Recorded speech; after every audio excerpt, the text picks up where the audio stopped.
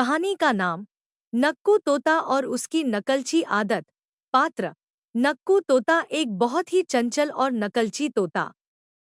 गप्पू बंदर उसका दोस्त जो हर बात पर हंसता है। गोलू हाथी जो बहुत ही शांत और समझदार है। कहानी शुरू होती है।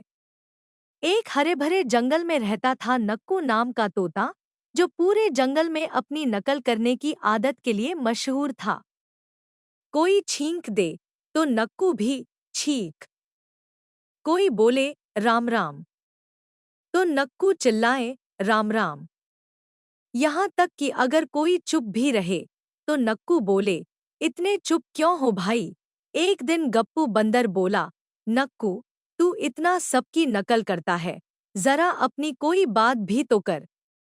नक्कू बोला, बिल्कुल गप्पू की आवाज में, तू इतना सबकी नकल करता है। गप्पू हंस हंस कर लोटपोट हो गया।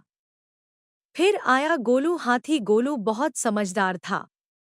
उसने एक योजना बनाई। उसने सब जानवरों से कहा, आज सब मिलकर उल्टी पल्टी बातें करेंगे।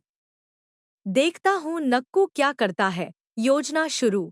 गप्पू बोला, मैं उड़ सकता हूँ। नक्कू, मैं उड़ सकता हूँ।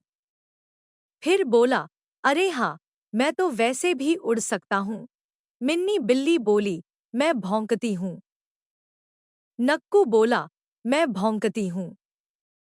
और फिर जोर से भौं भौं।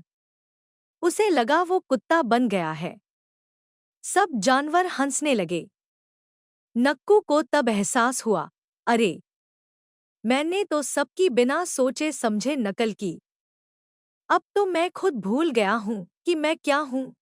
अंत में गोलू हाथी बोला, नकल मस्ती के लिए ठीक है, लेकिन अपनी पहचान और समझदारी भी जरूरी है।